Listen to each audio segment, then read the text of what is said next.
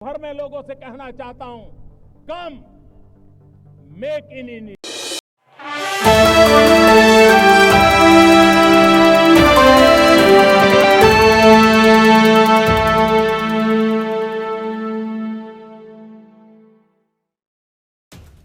वायुसेना प्रमुख air chief marshal Amarpreet Singh ने तेजस लड़ाकू विमानों के अधिग्रहण में हो रही देरी पर गहरी चिंता जाहिर की। उन्होंने कहा कि चीन छठी पीढ़ी के लड़ाकू विमानों का परीक्षण कर रहा है, जबकि हम अभी भी भारत में बन रहे तेजस लड़ाकू विमानों के अधिग्रहण का इंतजार कर रहे हैं। वायुसेना प्रमुख ने कहा कि रक्षा क्षेत्र में समय बेहद अहम होता है और अगर समय सीमा का ख्याल न रखा जाए तो तकनीक का फिर कोई उपयोग नहीं होता।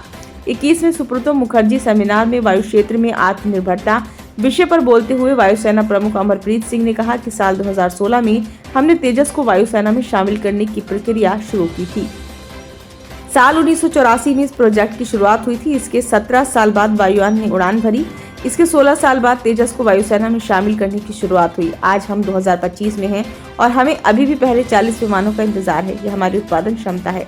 एयर मार्शल एपी सिंह ने कहा कि हमें प्रतिस्पर्धा को बढ़ावा देने की जरूरत है और हमारे पास कई स्रोत होने चाहिए ताकि लोगों को ये डर रहे कि उनका ऑर्डर छिन भी सकता है। अगर ऐसा नहीं हुआ तो हालात नहीं बदलेंगे। उन्होंने कहा कि क्षमता निर्माण बेहद अहम है। उत्पादन इकाइयों को आधुनिक उत्पादन प्रक्रिया में निवेश बढ़ाना चाहिए और साथ ही अपने कार्यबल को भी प्रशिक्षित करने की जरूरत है। एयर मार्शल एपी सिंह ने कहा कि हमें अनुसंधान और विकास में ज्यादा राशि आवंटित करने और रक्षा क्षेत्र में निजी भागीदारी बढ़ाने की जरूरत है। हमें अपनी असफलताओं से सीखकर आगे बढ़ना चाहिए और इसे डरना नहीं चाहिए।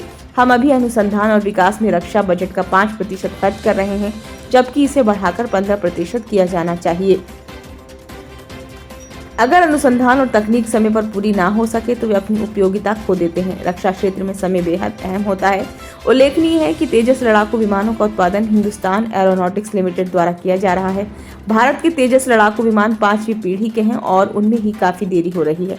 वहीं चीन ने अपने छठी पीढ़ी के लड़ाकू विमानों का परीक्षण भी शुरू कर दिया है। यही वजह है कि वायुसेना प्रमुख ने देरी पर चिंता जताई है। उन्होंने कहा कि हमारी उत्तरी और पश्चिमी सीमा पर चुनौतियां बढ़ रही हैं। दोनों तरफ के देश अपनी सेना की क्षमताओं में तेजी से इजाफा कर रहे हैं। जहां तक चीन की बात है, वह न सिर्फ संख्या बल में बल्कि तकनीक के मामले में भी तेजी से तरक्की कर रहा है। उन्होंने हाल ही में छठी पीढ़ी के लड़ाकू विमानों का परीक्षण किया है।